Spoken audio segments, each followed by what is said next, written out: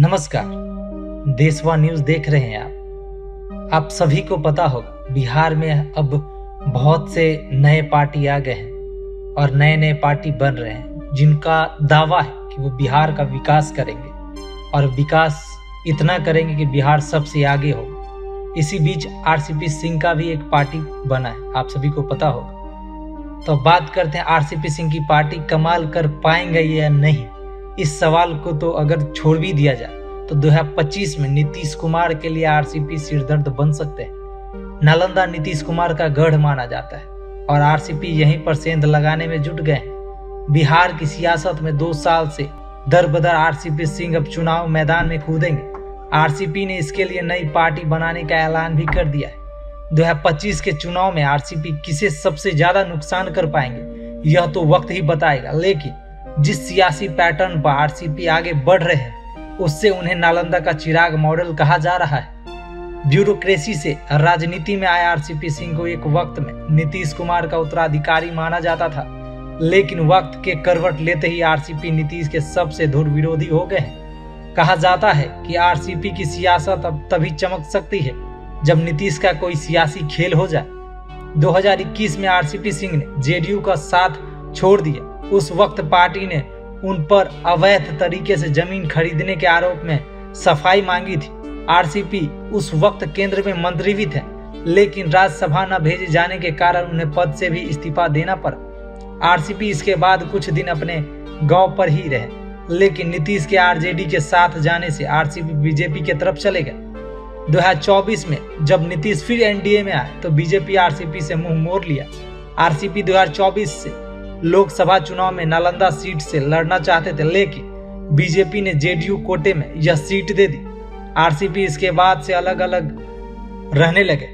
साथ ही आपको बता दें कि हाल ही में आरसीपी सिंह ने खुद की नई पार्टी बनाने की घोषणा की, जिसे अब मूर्त रूप दिया गया है। आरसीपी की पार्टी 2025 के चुनावी रण में उतरेगी।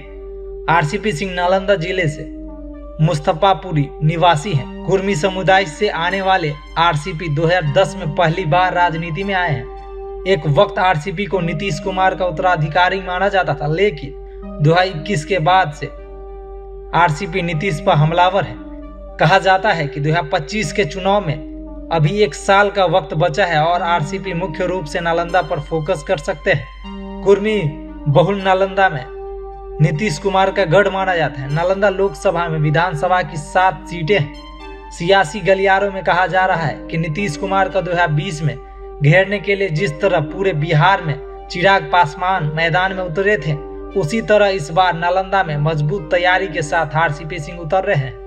2022 में एक प्रेस कॉन्फ्रेंस के दौरान वर्तमान के केंद्रीय मंत्री और पूर्व जेडीयू अध्यक्ष ललन सिंह ने कहा था कि 2020 में चिराग मॉडल नहीं होता तो जेडीयू सबसे बड़ी पार्टी बनती। 2020 में जेडीयू को सिर्फ 43 सीटों पर जीत मिली थी। नीतीश कुमार की पार्टी को करीब 40 विधानसभा सीटों पर चिराग पासवान के उम्मीदवार की वजह से हार का सामना करना पड़ा। नालंदा में विधानसभा सीट के 7 सीट हैं, जिसमें से 5 सीटों की पिछली बार नीतीश की पार्टी को जीत मिली थी।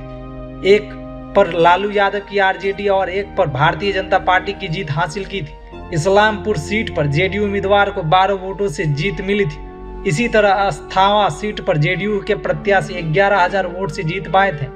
नालंदा और राजगीर सीट पर 16,000 वोटों से जेडीयू उम्मीदवारों को जीत मिली थी।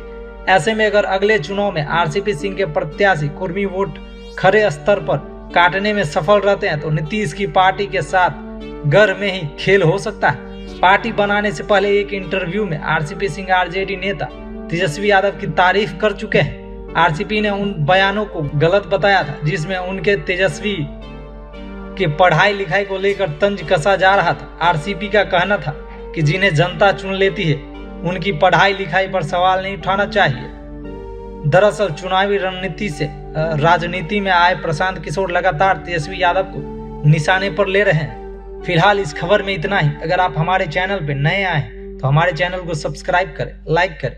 तब तक के लिए धन्यवाद। भारतीय जनता पार्टी का सदस्य बनने के लिए 8800002024 पर मिस्ड कॉल करें। निवेदक भारतीय जनता पार्टी बिहार।